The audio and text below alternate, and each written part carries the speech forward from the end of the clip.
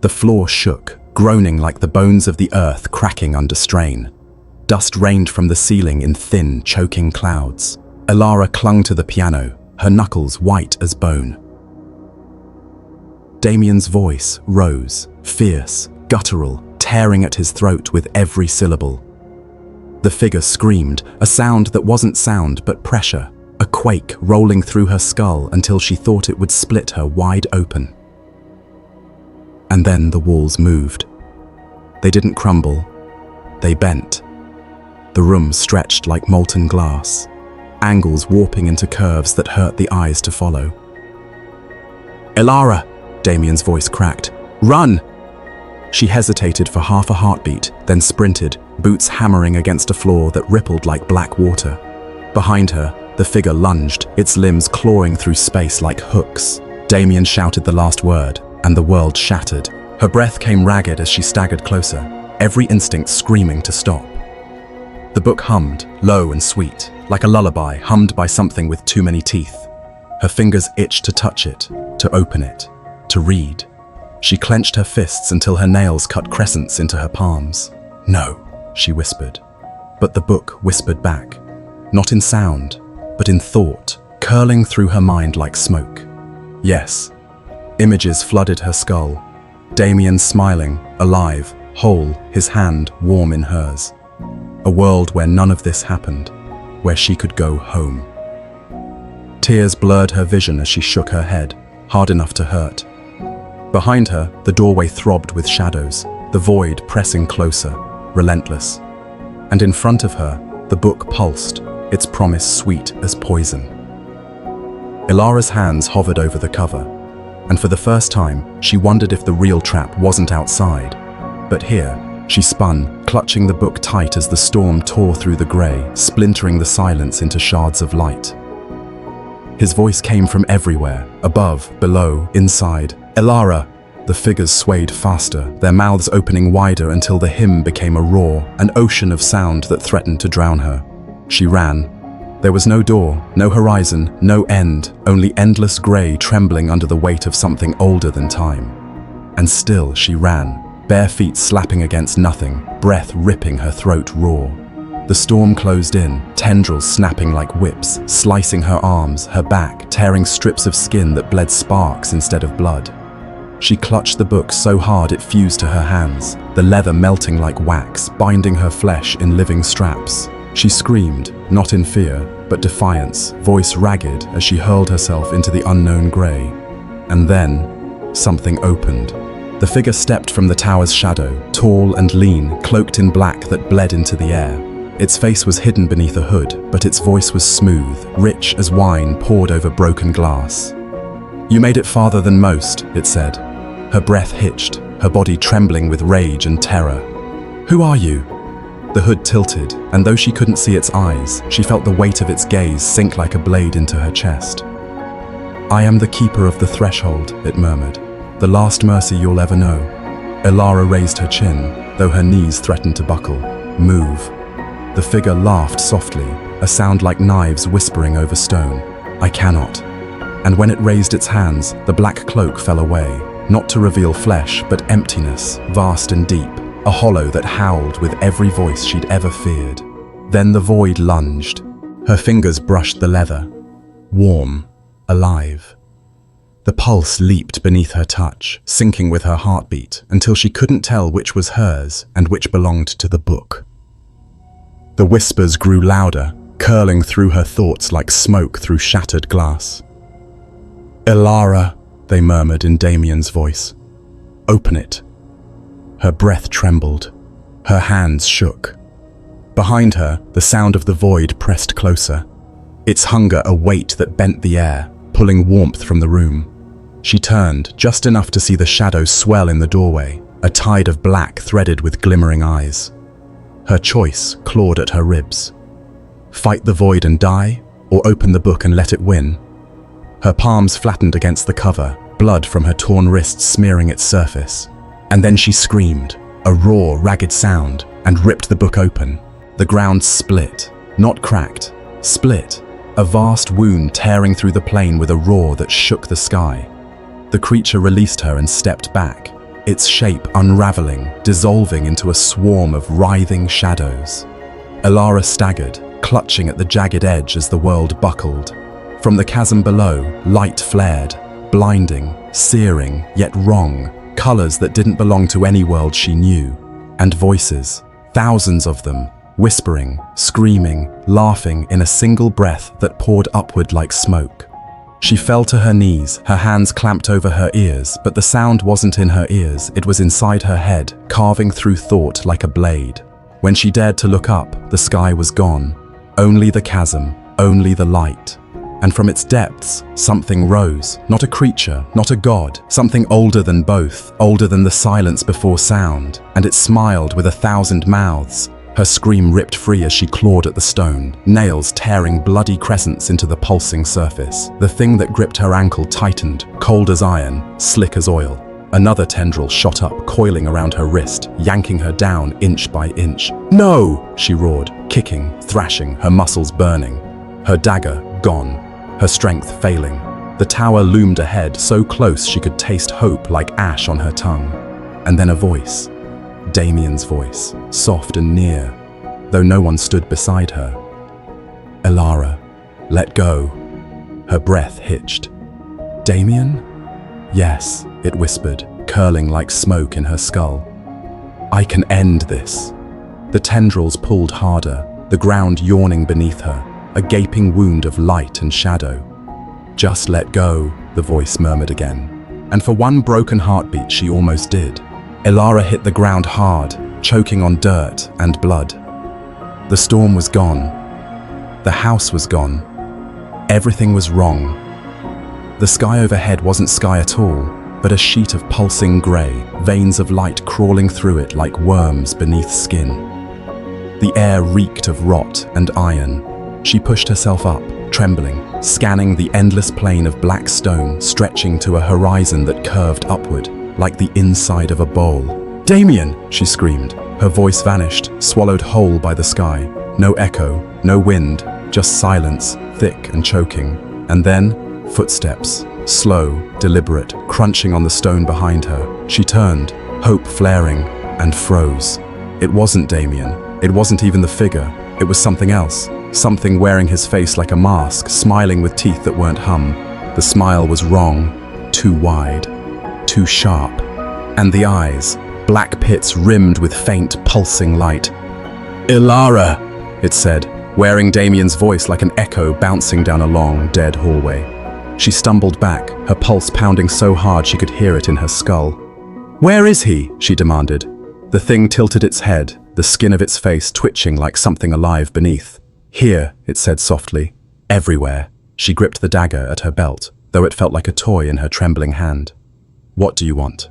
The grin widened until it split, the corners of its mouth tearing into raw, black flesh. To finish what he started. The air grew heavier, pressing down like a fist.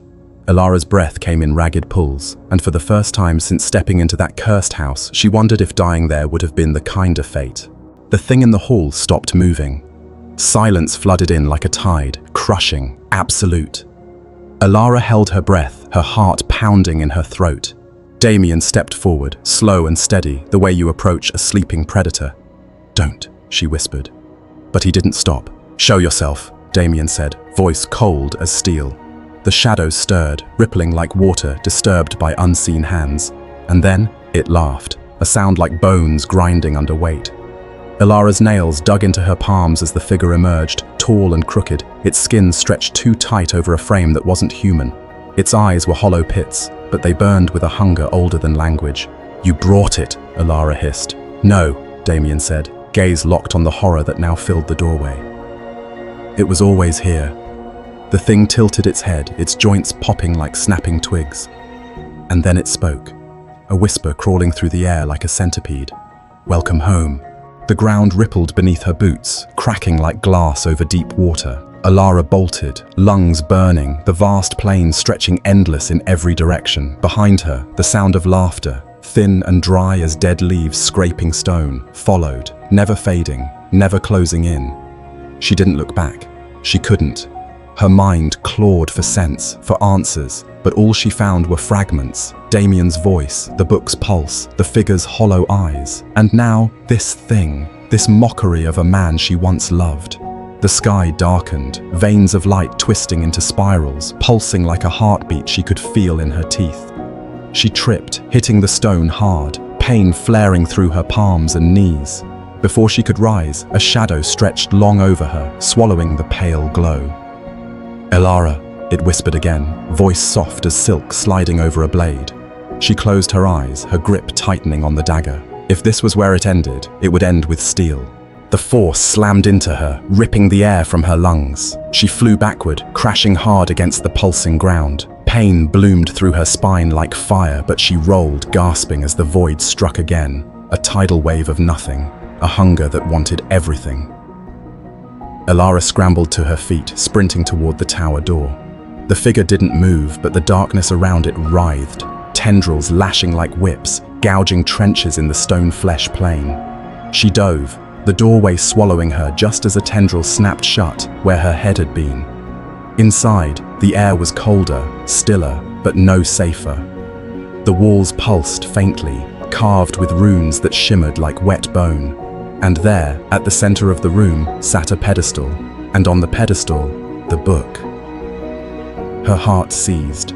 The same leather cover, the same blood-dark edges, the same pulse, steady as a heartbeat. Waiting for her hands. The ground quaked beneath her feet, though there was no ground, only the grey, shivering like water. The book throbbed in her arms, its hum rising to a scream of light and sound that flayed her thoughts raw. Damien, if it was Damien, extended his hand, long fingers tipped with shards of bone. "Give it to me." Her breath shattered in her lungs. "Why?" The grin tore wider, light spilling like blood from the crack in his face. "Because you can't hold it," he whispered. "Not for long. Not without becoming me." Her grip faltered, the weight of the book dragging her arms down as if it had grown roots into her flesh. Behind Damien, the figures swayed, their mouths moving in unison, a hymn without sound. Her body trembled, her mind splintering under the weight of choice. Give him the book. Keep the book. Either way, the grey would never let her go. The words scraped across her skull, raw and jagged. Elara stumbled back, her throat tight with the taste of copper. Damien didn't flinch. Instead, he reached for the book. "No," Elara hissed, grabbing his wrist. "Don't open it." His eyes met hers, a storm brewing in their depths. "If I don't, we die." Lightning split the world again, and for a heartbeat the figure was gone. Then back, closer, crouched like a spider ready to pounce. Elara's pulse hammered in her ears. "Then burn it," she said. "You think fire can kill this?" Damien's voice cracked like a whip. The thing moved impossibly fast, its face stretching into something that might have been a grin once, before language, before gods. Damien tore his arm free, fingers brushing the leather. The book pulsed again, stronger, its heartbeat pounding in the hollow dark. And when Damien opened the cover, the storm outside went silent. They stood in silence for a long time, the house breathing around them. Every second stretched like a wire drawn too thin. Damien's eyes were sharp, yet tired, as though the world had carved its weight into him. "I thought you were dead," Elara said, her voice steady though her hands trembled. "I was," he replied, and for a flicker of a heartbeat, she almost believed him. His words were too calm, too final. Lightning flashed again, and for an instant, she saw the scars tracing his throat like pale rivers. "What happened to you?" she asked. Damien moved closer, his steps soft, deliberate. "I went where you told me never to go." Her breath stalled. The warning she had given him years ago had been more than fear. It had been prophecy. "Why?" she whispered. "Because the answers were there," he said, "and now they're here."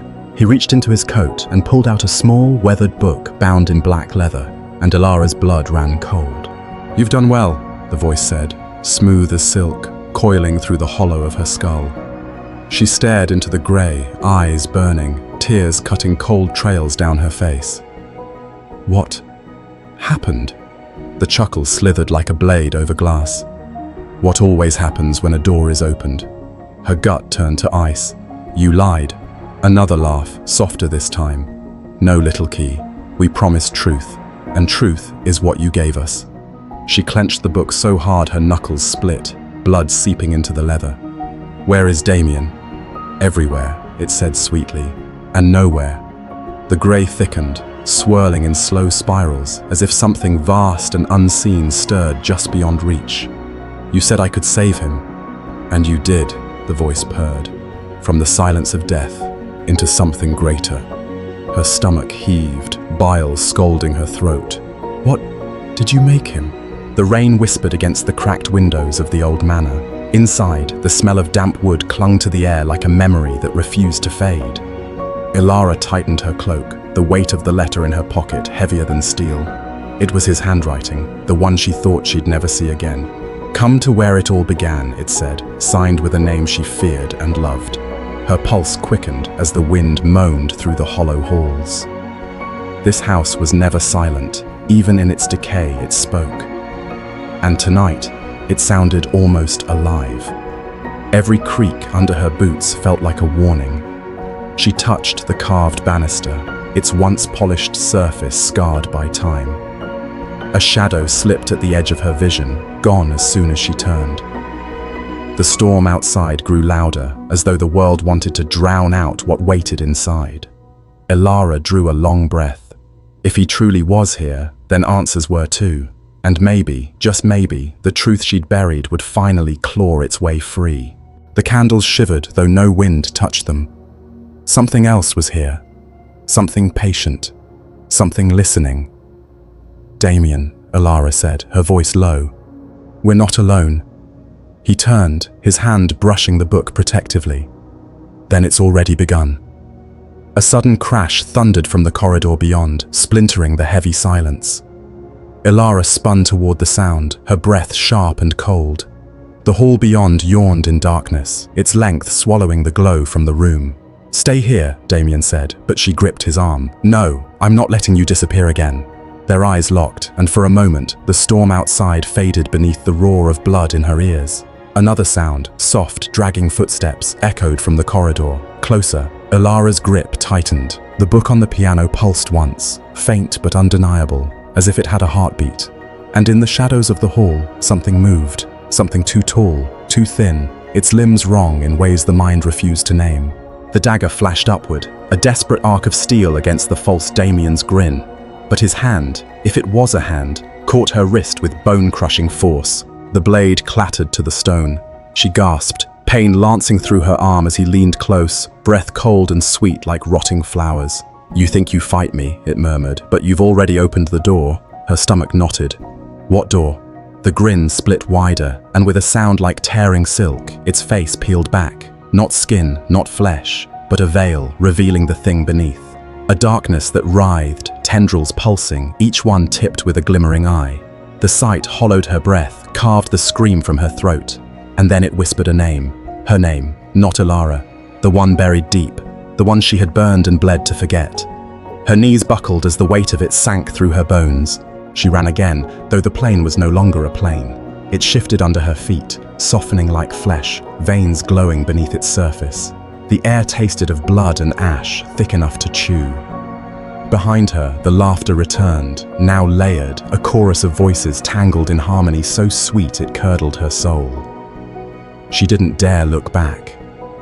The chasm stretched wider, swallowing the horizon, the light blooming brighter, hungry. She thought of Damien, his face, his voice, the way he once looked at her like she was the only truth he believed in. And now he was gone. Or worse. Her breath tore her throat raw as she stumbled toward what looked like a shape. A tower, black and jagged, rising like a splinter against the writhing sky. A place. A chance. If she could reach it, maybe. The ground rippled. And then something caught her ankle, cold and slick, dragging her down into the veins of the earth. The book thudded onto the piano, dust blooming like breath from its pages. Ilara stared, her heart pounding like a drum, calling her to war. "I burned it," she said. "I watched it burn." Damien's smile was sharp as broken glass. "Fire doesn't kill everything, Ilara." The leather cover was cracked, the symbol on it etched deep, a circle of thorns enclosing a single eye. Her knees weakened at the sight, not because it was strange, but because it was familiar. "You brought it back," she whispered. "No," he said softly. "It brought me." His fingers caressed the cover like an old lover, reverent and unyielding. "You shouldn't have come," Elara said. "You wrote to me," Damien reminded her, his voice almost amused. "No," she said, throat tight. "I didn't." For the first time, his confidence faltered. And in that flicker of uncertainty, Elara saw the shadow move again, sliding along the far wall like ink spilled across stone. A tear in the grey. Not a door, not a window. A wound, raw and bleeding light, edges curled like burning paper. She didn't think. She dove. The grey shredded as the storm lunged after her, Damien's voice fracturing into 1,000 broken screams. And then she fell. Down through black, through fire, through a silence so complete it made her bones hum with the echo of herself. The book blazed against her chest, its hum a heartbeat louder than her own. Her body tore and stitched in the same breath, unmade and remade in a rhythm she couldn't fight. When she hit, there was no pain, just a vast stillness, broken only by the sound of pages turning, slow and endless. And when she opened her eyes, she was not in the grey. She was somewhere worse.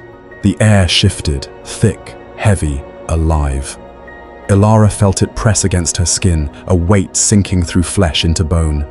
The pages glowed faintly, letters crawling like insects across the parchment. They weren't words, not really, just shapes, pretending to be language. Damien's voice was low, trembling as he spoke them aloud.